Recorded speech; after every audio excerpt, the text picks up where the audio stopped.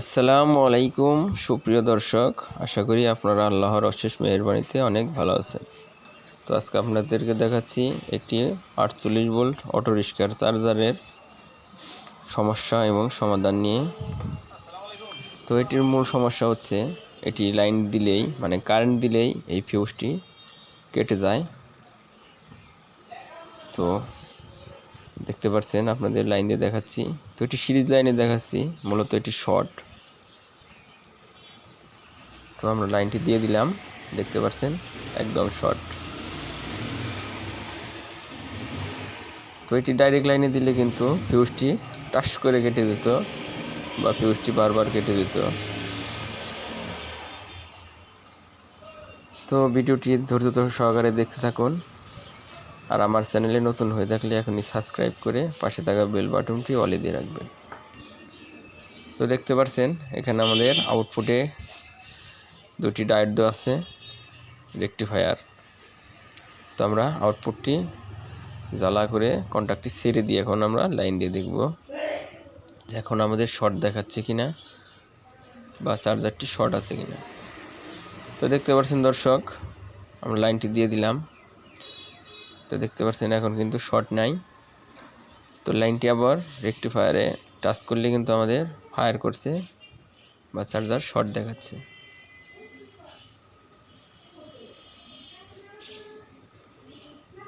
তো এই রেকটিফায়ারটি আপনাদের এখন মেপে দেখাবো। তো দেখতে পাচ্ছেন আমাদের রেকটিফায়ারের মাপটি। তো দেখতে পাচ্ছেন আমাদের পজিটিভ সাইডটা কিন্তু শর্ট হয়ে গেছে, যার কারণে লাইন দিয়ে দেওয়ার সাথে সাথেই ফিউজটি কেটে যাচ্ছে। তো আমরা এখন এটি খুলে ফেলে দেব।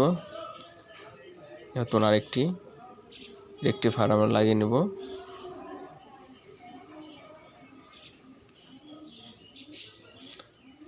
তো এখানে 4টি রেকটিফায়ার দিয়ে আউটপুট করা থাকলে অনেক ভালো হয়।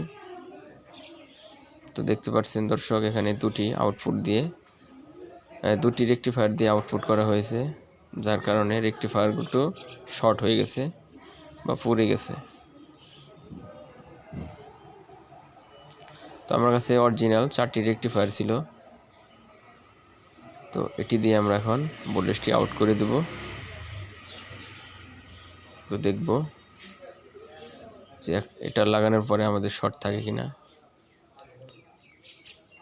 তো আমরা পুরাতন যে রেকটিফায়ারটি ছিল সেটির তার খুলে নেব, জ্বালা করে খুলে আমরা নতুনটি লাগিয়ে নেব।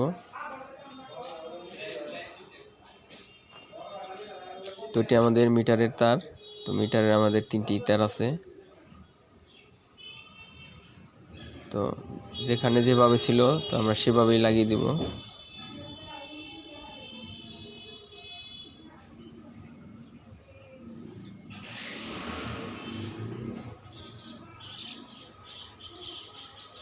তো আমরা আগেরটা যেভাবে ছিল তার ইন্ডিকেটরের, তো সেভাবে আমরা লাগিয়ে নেব। তো আমরা আউটপুট তার দুটো লাগিয়ে নেব। তো আমার হাতে যে মোটা তারটি এটি মূলত আউটপুট তার আমরা রেকটিফায়ারে ঝালাই করে নেব।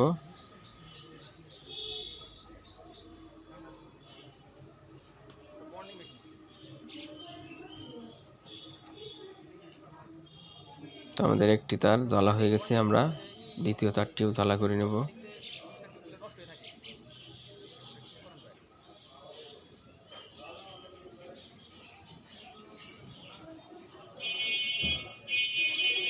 তো দ্বিতীয় তারটা আমরা একটু পরে লাগিয়ে নেব, যেহেতু এখানে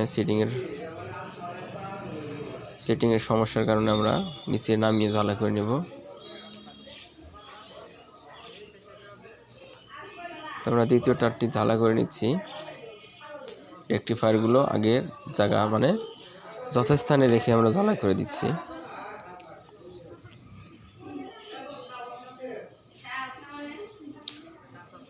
তখন আমরা ফ্ল্যাগের তারগুলো জ্বালা করে নেব, নেগেটিভ পজিটিভ দেখে নেব।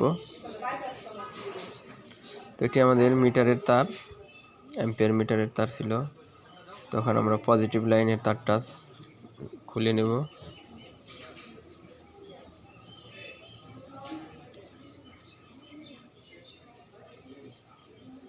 তো আমাদের আউটপুট পজিটিভ লাইন খোলা হয়ে গেছে। এখন আমরা নেগেটিভ লাইনটি খুলে নেব।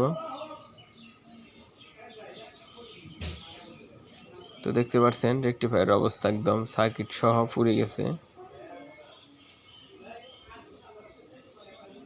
তো যাই হোক, আমরা আগের মতোই লাইন করে নেব। ইন্ডিকেটর এলইডি লাইনগুলো করে নেব, অ্যাম্পিয়ার মিটার লাইনগুলো ভালোভাবে দিয়ে নেব।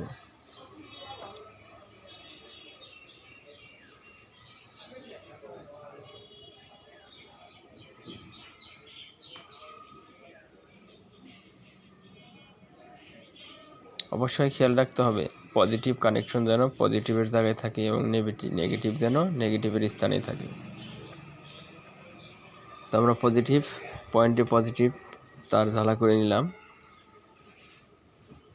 তো ঝালাগুলো ভালোভাবে দিতে হবে।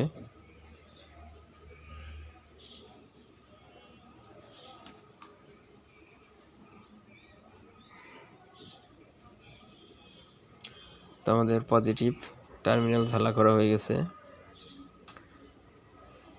এখন আমরা নেগেটিভ টার্মিনালটিও ঝালাই করে নেব।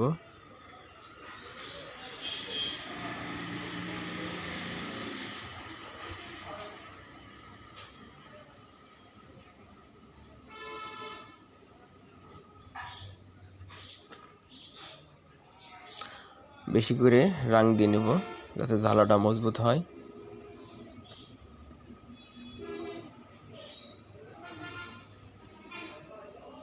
তো আমাদের নেগেটিভ টার্মিনালটিও ঝালা হয়ে গেছে। তো এখন আমরা ইন্ডিকেটর লাইনগুলো ভালোভাবে দিয়ে নেব।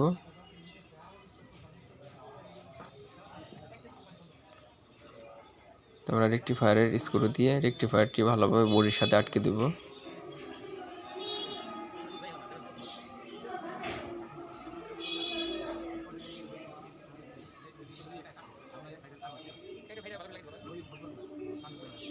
তো আমাদের রেকটিফায়ারটি বডির সাথে ভালোভাবে আটকানো হয়ে গেছে।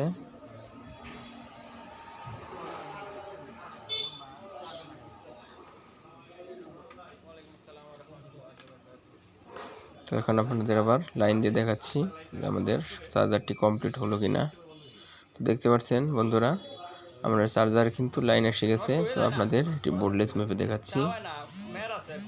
তো দেখতে পাচ্ছেন দ্বিতীয় 48 ভোল্ট, তৃতীয়তে 3 নম্বরে 51।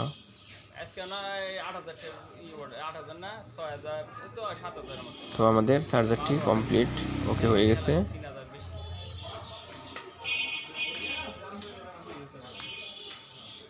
তো ভিডিও ভালো লাগলে অবশ্যই একটি লাইক দিবেন।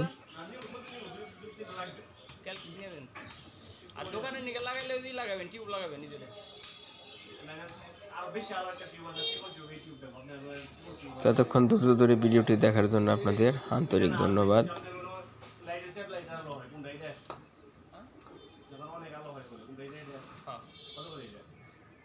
আল্লাহ হাফেজ।